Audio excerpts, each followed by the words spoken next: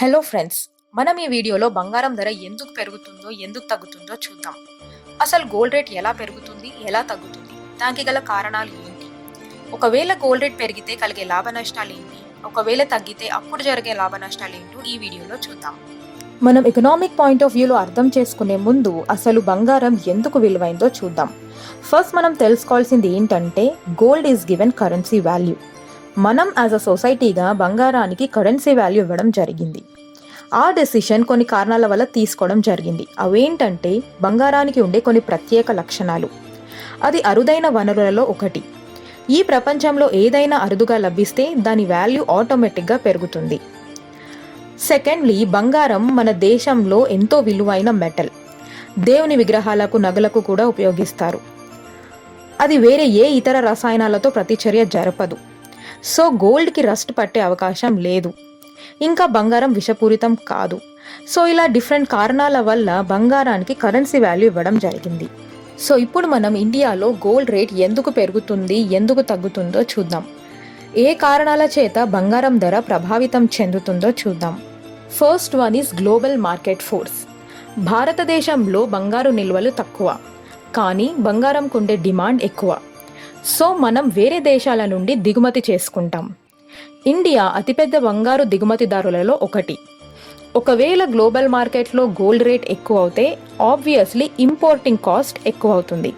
So దిగుమతి చేసుకున్న ధర ఎక్కువ అవడం వల్ల డొమెస్టిక్ మార్కెట్లో బంగారం ధర ఎక్కువ అవుతుంది. అంతర్జాతీయంగా బంగారంకున్న ధరలలో ఎలాంటి మార్పు వచ్చినా డొమెస్టిక్ మార్కెట్లో ఆ మార్పు వస్తుంది. సో గ్లోబల్లీ బంగారానికి ఉండే డిమాండ్ వల్ల కూడా బంగారం ధరలలో మార్పులు జరుగుతాయి. Secondly, government gold reserves. ప్రభుత్వ బంగారు నిల్వలు. ప్రధాన దేశాల సెంట్రల్ బ్యాంక్స్ కరెన్సీతో పాటు బంగారు నిల్వలు కలిగి ఉన్నాయి. US federal reserve of United states and reserve bank of India దీనికి రెండు ప్రధాన ఉదాహరణలు. పెద్ద దేశాల కేంద్ర బ్యాంకులు బంగారు నిల్వలు అనగా గోల్డ్ రిజర్వ్స్ కలిగి ఉండడం ప్రారంభించినప్పుడు బంగారం ధర పెరుగుతుంది. అసలు సెంట్రల్ బ్యాంక్స్ బంగారం నిల్వ ఎందుకు రిజర్వ్ చేసుకుంటున్నాయి? ఒకవేళ ఫారెన్ కరెన్సీని రిజర్వ్ చేసుకుంటే it is highly unstable. For example, if RBI decides to reserve dollars and euros, వాటి విలువ ఫ్లక్చువేట్ అవుతూ ఉంటుంది. So it is unreliable asset in the exchange market. So A government holding అయినా high amount of గోల్డ్ని reserve చేసుకోవడం వల్ల international మార్కెట్లో trade transaction exchange చేసేటప్పుడు చాలా ఉపయోగపడుతుంది. Because price of gold is almost same everywhere.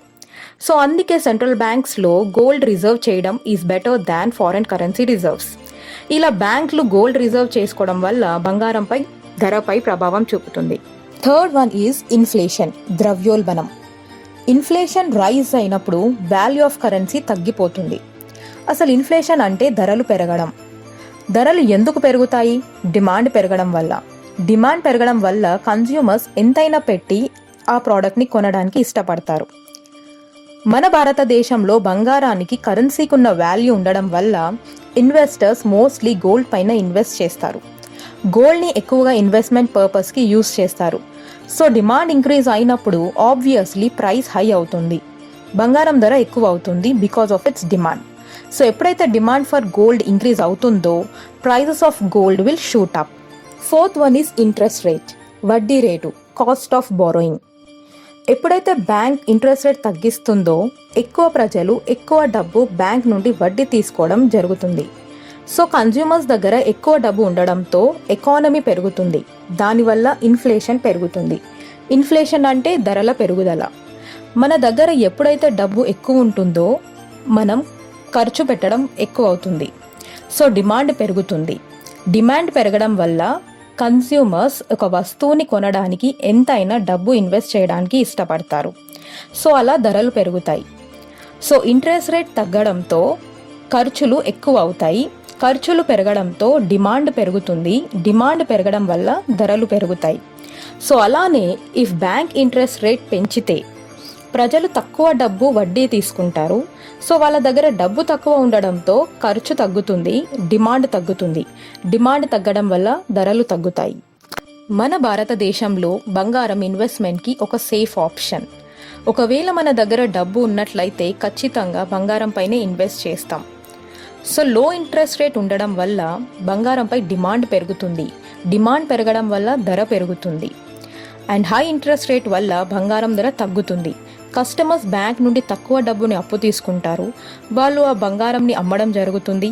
దానివల్ల గోల్డ్ సప్లై పెరుగుతుంది, which leads to reduce in the rates of gold. అంటే బ్యాంక్ వడ్డీ రేటు కూడా బంగారం ధరపై ప్రభావం చూపిస్తుంది.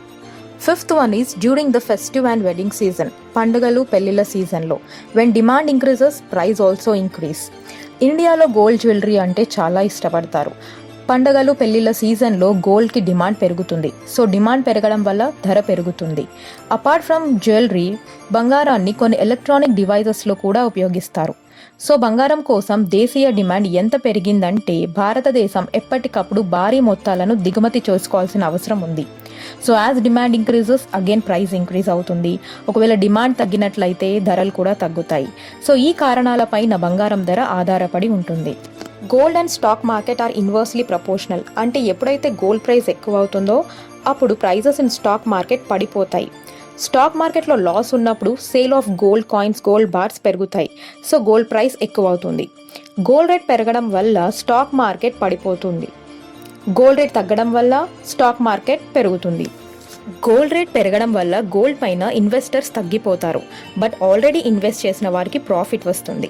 గోల్డ్ రేట్ తగ్గడం వల్ల కామన్ పీపుల్ ఎఫోర్డ్ చేయగలరు, బట్ ఇన్వెస్టర్స్కి లాస్ వస్తుంది. గోల్డ్ ప్రైస్ని డిసైడ్ చేసేది ఎవరు? ఒకప్పుడు గోల్డ్ ప్రైజెస్ని యూకే గవర్నమెంట్ డిసైడ్ చేసేది. ఆ తర్వాత మార్కెట్ ఫోర్సెస్కి అప్పగించడం జరిగింది. ఇప్పుడు representatives of the London bullion market association every day gold ప్రైస్ని ఫిక్స్ చేస్తారు. మన ఇండియాలో the Indian bullion jewellers association or the IBJA ప్రతిరోజు గోల్డ్ రేట్ని ఫిక్స్ చేస్తారు. కరోనా క్రైసిస్ అయిన ఈ టైంలో గోల్డ్ రేట్ ఎందుకు పెరిగిందో ఇప్పుడు చూద్దాం. ఇన్ టైమ్స్ ఆఫ్ క్రైసిస్ ప్రపంచవ్యాప్తంగా ఇన్వెస్టర్స్ బంగారం పైన ఇన్వెస్ట్ చేయడం సేఫ్ ఆప్షన్గా భావిస్తారు. దేశమంతా లాక్డౌన్ ఉన్నప్పుడు మనం బంగారం కొనలేని పరిస్థితి, ఎందుకంటే gold market was closed. So మనం మార్కెట్కి వెళ్ళి ఫిజికల్ గోల్డ్ కొనలేని పరిస్థితి.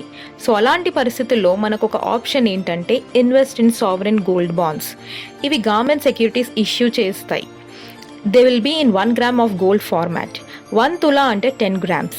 ఒకవేళ మనకి 1 తులా గోల్డ్ బాండ్స్ కావాలి అంటే మనం 10 gold bonds of 1 gram each తీసుకోవాలి.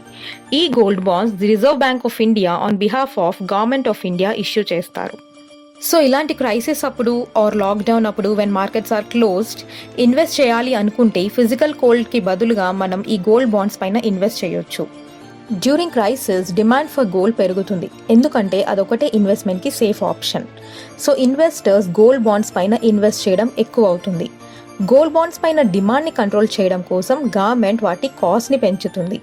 Because government gold bonds reserves తగ్గిపోకుండా చూసుకోవాలి. ఎందుకంటే government need huge gold reserves to pay for its imports.